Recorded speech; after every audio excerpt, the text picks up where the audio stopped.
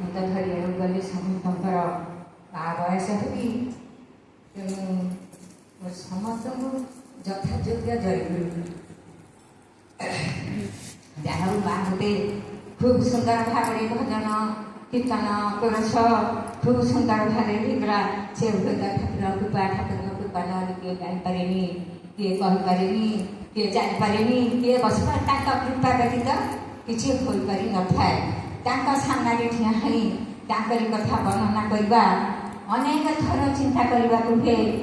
अनेक थर भाविका पड़े मोर दुस्साहस मन हुए सामने ठिया हो कथा कहवाई तथापि ठाकुर कहते अरे कही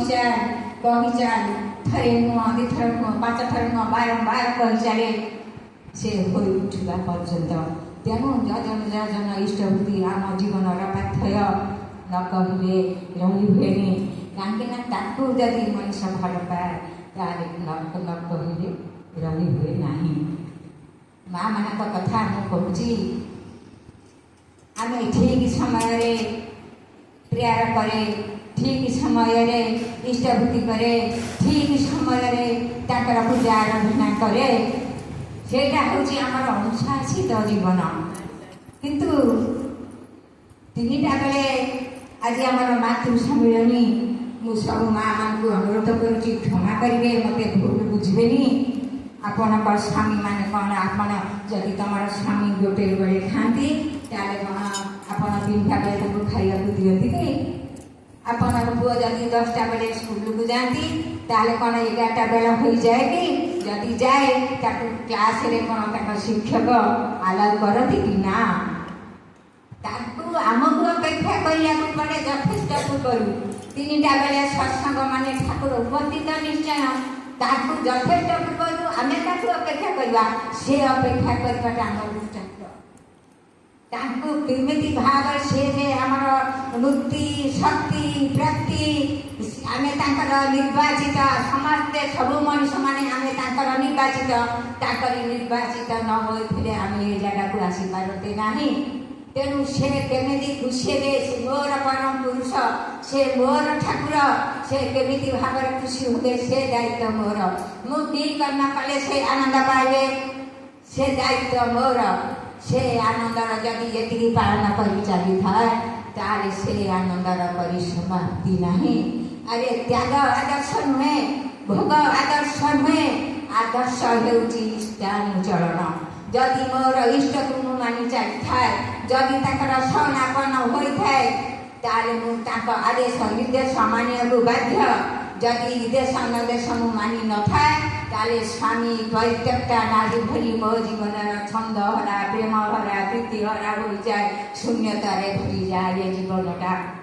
तेणु मांचलिया माँ तो मत 5 मिनिट समय देती मो अधिका कहवा को जीविनी कहीं मोर अन्य माँ मैंने अच्छा ना ताले ठाकुर कहीं जड़े पुरुष जदि नष्ट हो जाए ताले जाति नष्ट हुए जदि गोटे नारी नष्ट हो जाए ये समाज ये जाति नष्ट भ्रष्ट हो उठे तेणु ठाकुर नारी नीति लिखिले पुरुषर नीति लिखिले ना कहीं पुरुष नष्ट हो गले जाति नष्ट हो जाए नारी नष्ट हो गले सबकि नष्ट हो जाए नारी प्रत्येक बाणी से नारी नीति जहाँकि बड़ माँ खाली प्रताड़ित हो किए मानुची से कथा किए बुझुची से कथा अरे जोटा आम ठाकुर कौन अरे ठाकुर को पचरा हो ठाकुर सबुदिन सत्संग हो सबुदिन मातृ सम्मिलनी हो सबु बेले जाचन कराऊँगी किंतु से ग्रहण करूना कहीं ठाकुर कहते अरे पागल कि जाचन करुजे मोरी सामने ठिया हो मोरी कथा कहू तू केते होई तुझु से कथा कहू आम मातृ सम्मिलनी आसे खूब सुंदर भाव में भजन है खूब सुंदर भाव में कीर्तन है मुझे ठिया कहबार गोटे आत्मप्रतिष्ठा भावुँ ना ता नुहे जाजन आत्मप्रतिष्ठा नुहे जाजन आत्मप्रशंसा नुहे जाजन हूँ इष्ट प्रतिष्ठार मुझे ठाकुर कथा कहली ये ठिया किंतु नारी माने माँ माने जदि आमे भी सुखरित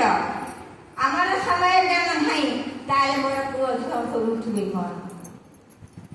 आज नारी समाज आज नारी को पाई भी ध्वंस विखरित टीवी खोला पेपर देख मोबाइल देख ध्वंसर विभीषिका चारिआडे काहींकि केवल ताकई दायी आमे आमर ये नारी जाति आमे पुरुष सहित समकक्ष होगा जाऊे आमे पुरुष भली सात पेटे पिंधुचे दिवसना करले चले कहीं प्रत्येक युवक को आम ही राक्षस कर चलीचे आम यौवन देखे देखे ताले भल लोक आसब कौटी मनुष्य तो आसब कौटी आज मनुष्य भितर मनुष्यत्व नहीं नारी भितर नारीत्व तो नहीं माँ भितर मातृत्व नहीं पिता भितर पितृत्व नहीं तेणु असंभाव